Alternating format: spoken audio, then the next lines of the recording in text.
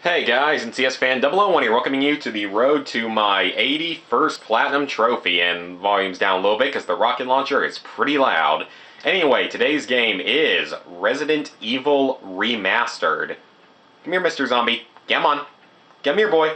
Come here. Oh, too slow. Too slow. But basically, this game was... It was a lot more fun and a lot easier than I was actually ever expecting it to be. There it is. Break out the marshmallows. And platinum splatinum. Okay, that's actually pretty creative. But yeah, this game ended up being a lot more fun and significantly easier than I initially thought it would be.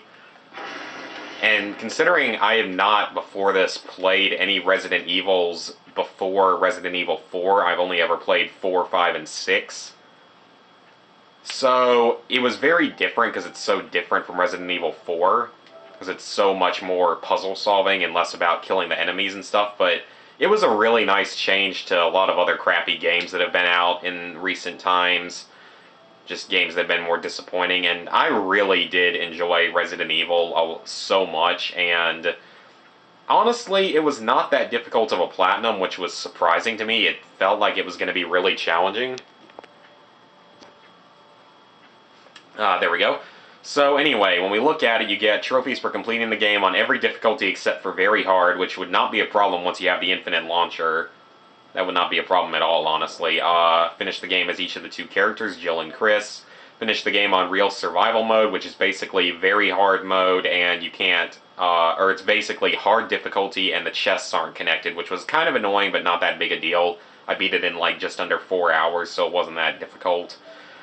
Finish the game in invisible enemy mode. You want to do that as Chris on very easy, because, I mean, that's pretty easy on very easy, because you get so many items. And that was actually really fun too. That's story based, story, and story. So this one is basically guaranteed. If you make it through all 5 of your playthroughs without dying, then I commend you greatly, because I can never do that. Actually, I played through the game 6 times. Defeat a zombie, that's easy, that's easy. That's pretty easy, especially once you have like the infinite launcher. That's not too difficult. That's not too difficult. But there are specific times you should do these things. That one's not too bad. Neither is either of those. Those two are very near the end of the game, and then basically get the best ending and the worst ending as each of the two characters. So save everyone versus save nobody. As long as you know what to do, they aren't that bad. And really, in the end, this game, like, it can be difficult your first time through if you don't know what you're doing, like I didn't, and my first playthrough took like 13 hours as Chris, but once you know how to play through the game, it's really not that difficult. Once you know like where all the items and all the enemies and such are, you can anticipate everything. That one's pretty easy.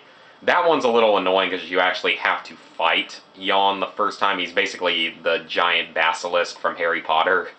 That one's not too bad. That's another optional boss fight, but it's actually not too bad, unless you're arachnophobic, like I slightly am.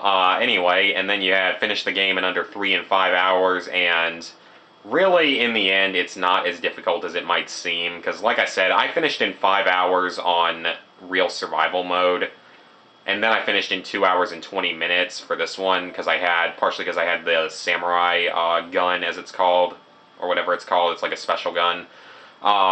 Then you had complete the game using only your knife. I did that on my first playthrough. That really wasn't too bad. Finish the game without saving. You want to do that once you have the infinite launcher, because you can do it in like 2 hours. That's the last one, of course, I got. Burn 2 zombies at once. Obtain all weapons isn't too bad. You get that one by beating the game 4 times. And complete every location on the map. But really, in the end, like I said, it wasn't really that difficult of a platinum. It's just kind of time-consuming, because you're going to have to play through the game at least 4 times. Because like, the roadmap was beat the game as Chris with the best ending on very easy with knife only.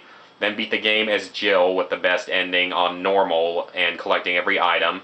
Then beat the game with the worst ending as Jill on real survivor mode. Then beat the game on very easy invisible enemy mode with the worst ending as Chris. then complete the game in under 3 hours as Jill, or potentially under 5 hours first and then under 3 hours, and then go back through and beat the game again without saving using the Infinite Launcher. So it's a lot of playthroughs, but like I said, it starts to get a lot shorter on the playthroughs, and I seem to have figured out what the problem was with this as to how to make the trophy numbers count correctly. I just have to resync, and voila, it counts! Thank you for me figuring that out. Level 26, 77%, 4,983 trophies, so very close now to 5,000. I'll be getting that within a couple of weeks of this.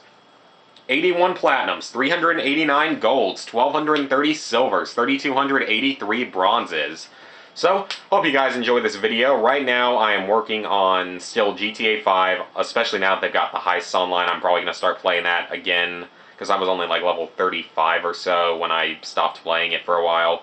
I'm working on Valiant Hearts The Great War, which is just 100%. It's pretty easy, just working on that. I just did Advanced Warfare Zombies, and I'll keep working on that in the future. And then, what else? Wolf Among Us is going to be my next platinum, though, on a PS3 version. So, hope you guys enjoyed the video, and see you next time, which will either be the platinum for most likely Wolf Among Us or the 5,000th trophy video.